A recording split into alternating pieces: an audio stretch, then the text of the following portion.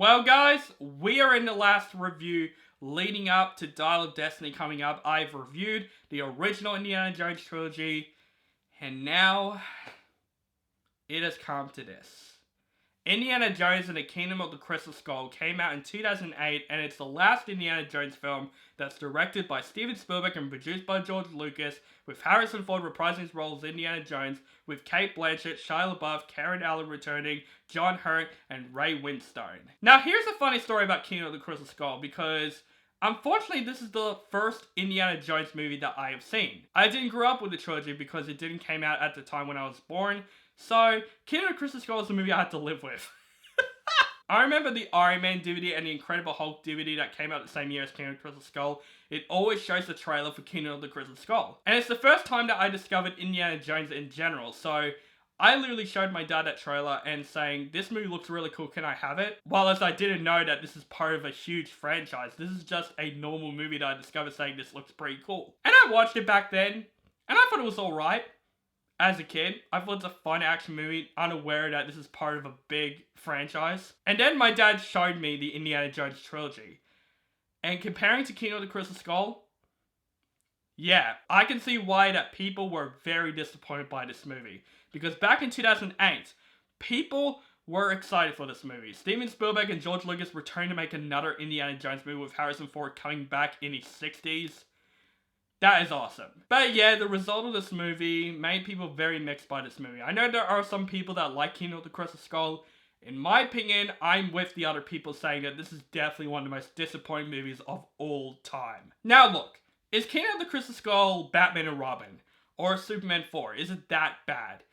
I wouldn't say so. I wouldn't say this movie is terrible. It's just a movie that's deeply flawed with this franchise, and this is absolutely the worst Indiana Jones movie in the franchise. I would say the first 15 minutes of this film was actually a good setup. We set up in Area 51 in this movie, and that is where the Ark of the Covenant is basically restored at the end of Raiders of the Lost Ark, where we mentioned that in Raiders of the Lost Ark, that it's hidden in this government facility that's very unknown. We find out what it is, it's Area 51. I find that pretty interesting in this film. And we get this fun opening action scene with, let's just talk about Spalko in this movie, played by Cate Blanchett before we get to that scene.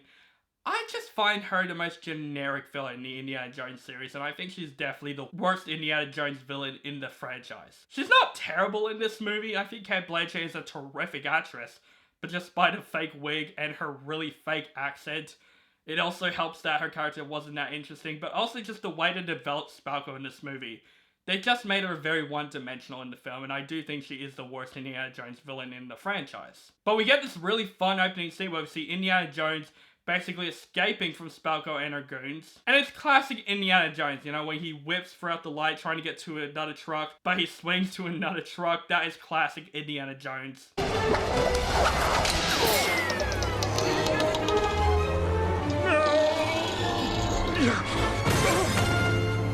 Damn, I thought that was closer. And also the fight scene between Indiana Jones and this giant goon guy with this rocket. That's also a really fun scene. But after that, that's when this movie goes very disappointing. First of all, beavers are in this film. CGI beavers are in this film. With the Paramount logo switching to beavers, it's sort of like a warning sign that you're watching Kingdom of the Crystal Skull. I just don't get the idea why he puts beavers in this film, because they're not the biggest character development in this film. They put him like 3 times in this film for like reaction shots. When they see like Indiana Jones fighting someone in the distance, the beavers go, huh? I just find out really dumb they put beavers in his film in the first place. But the movie starts getting disappointing with this nuke fridge scene. Now, I like the setup of the nuke fridge scene. When Indiana Jones finds a suburban town and he thinks there's people there, but there are mannequins there, which is a very creepy setup, until the nuke is coming down, the sirens are coming on, and Indiana Jones thought this fantastic idea to hide in a fridge, and while the nuke exploded, the fridge tumbles down 9 freaking times hard to the ground, and then you see Indiana Jones walk out of it without a single scratch. He's not Bruce Willis from Unbreakable. Like, how the hell he survives all that shit in this movie? I think how it should have ended explains the scene much betterly than the movie itself.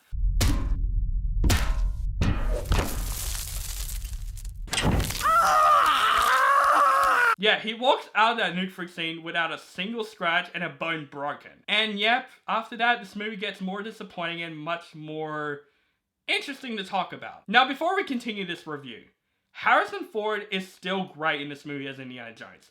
He still saves this movie. And at the age, he was 60 years old. And he still did his own stunts with the action scenes.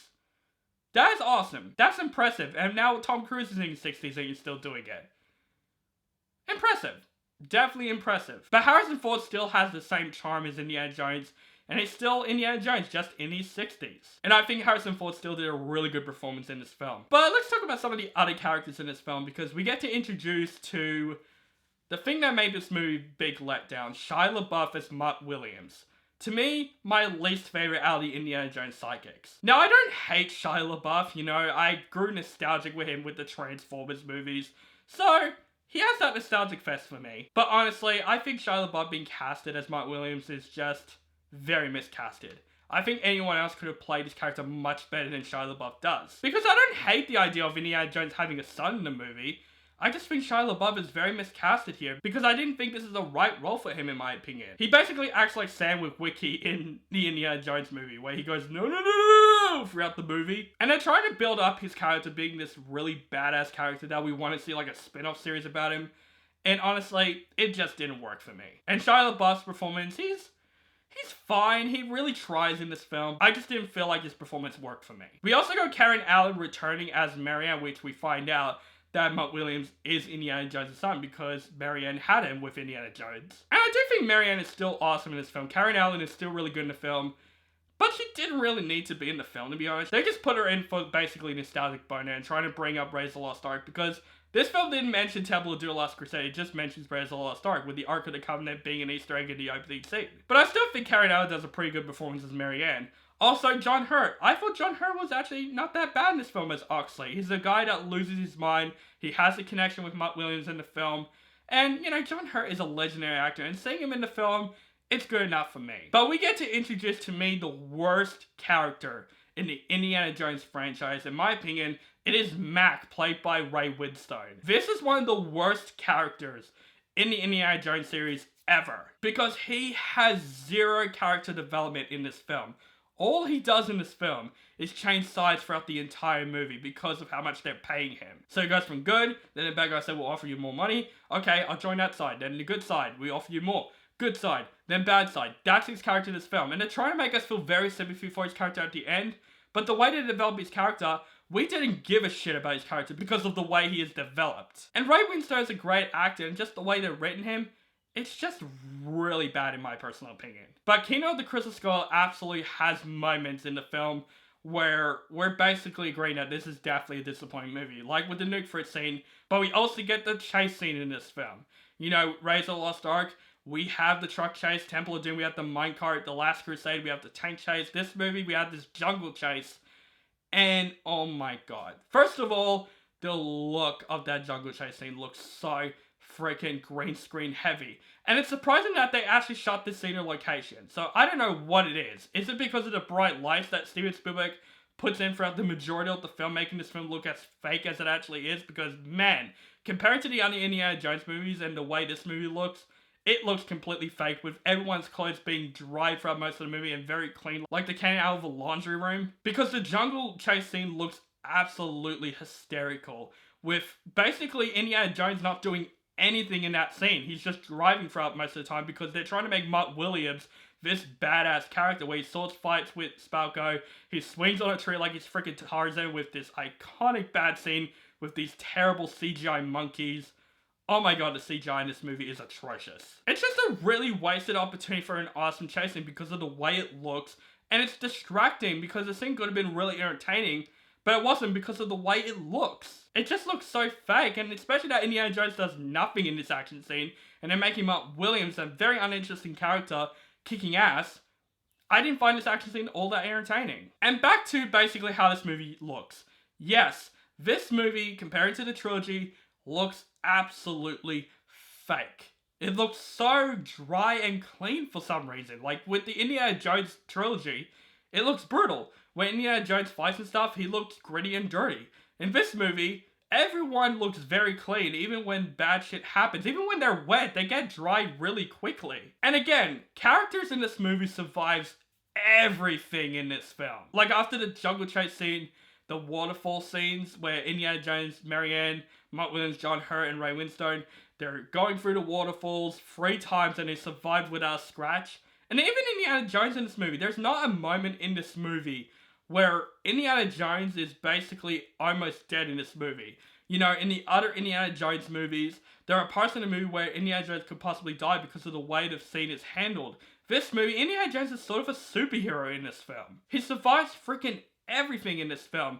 And there's not a single scene in this movie where I'm like, he's definitely in his risks here. It definitely shows that this movie is a completely different movie comparing to the trilogy. Even Temple of Doom has those types of scenes, but Kingdom of the Crystal Skull has none of that. A few moments later. I'm sorry guys, throughout the last couple of minutes the sun comes in and it made the lighting look a little bit weird, so I changed it up a little bit. I would also say the story of this movie was pretty much just bland and just not that interesting. The Crystal Skull itself, what they're looking for, first of all, it also looks completely fake. It looks like it's made out of plastic. But just the whole treasure hunting story, finding the Crystal Skull, was just pretty bland for me because besides Indiana Jones, the other characters in the film are just really one-dimensional and just bland in the film. And since the story is bland in the film, I just didn't feel as impacted or as excited or interested like the Indiana Jones trilogy. This film doesn't have none of that in my personal opinion. And the reveal at the end of this movie, oh my god.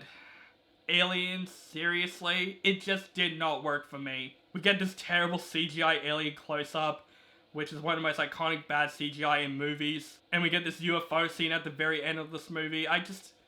In my opinion, Aliens does not work with archaeology. That's just my personal opinion with the Indiana Jones series. You might disagree with me. People can defend all you want. I just didn't feel like it works for this movie. Now, like I said, Indiana Jones and the Kingdom of the Crystal Skull is not a terrible movie. This movie, in a way, it's still entertaining when it comes to the action and all that stuff. Even though the jungle chase scene, in my opinion, wasn't.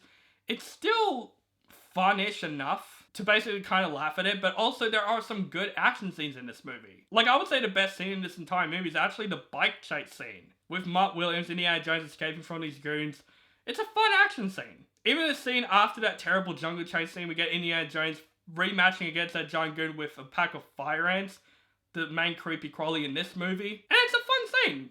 It's definitely a fun scene. I especially love the scene. My favorite scene in the entire movie also is where Indiana Jones is trapped in a quicksand and Mark Williams grabs a snake as a rope. And of course, Indiana Jones has that fear of snakes, so he mentions to Mark Williams, don't say it's a snake, say it's a rope. It's just a really funny scene. Like, there are some fun scenes in this movie, but throughout the most part, Kingdom of the Crystal Skull has a lot of ideas, and it just did not work. There are some good ideas, and it's not because of the aliens and stuff. I know Indiana Jones is going for some ridiculousness, like they were going to make an Indiana Jones in a haunted house movie. I just feel like the way they portrayed the story of this film and the treasure hunting aspect, it just felt very bland and pretty boring in my personal opinion. Overall, guys, Indiana Jones and the King of the Crystal Skull is easily the worst movie in the Indiana Jones series. It's not a terrible movie. It had some fun action scenes. Indiana Jones himself, Harrison Ford, still did a really good job in this movie in his age. The other characters in this movie are just bland and also very disappointing, except for Marianne Karen Allen. I thought she does a really good job in the film. The movie looks fake. It looks way too clean than it actually is. Terrible green screen, terrible CGI. And just the Crystal Skull element just didn't feel as impactful for me like the trilogy did. But again, you can watch this movie as a guilty pleasure. Like, some people could consider Kingdom of the Crystal Skull as a guilty pleasure. Or there are some amount of people that like Kingdom of the Crystal Skull. To me, I don't hate it. It's just the worst movie in the series, and I am going to give Indiana Jones and the Kingdom of the Crystal Skull a C-. So guys, we did it! Reviewed all 4 Indiana Jones movies leading up to Dial of Destiny. That review is coming up next. Really excited to review that one. So guys, let me know in the comments below. What is your favorite Indiana Jones movie out of the 4 movies? Let me know in the comments below. Thank you guys so much for watching my Indiana Jones recap videos, and of course Dial of Destiny. I'm going to review that very, very soon.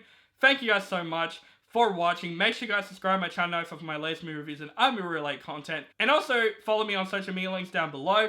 Keep contact with me. Thank you guys so much for watching, and whoosh, have a nice day.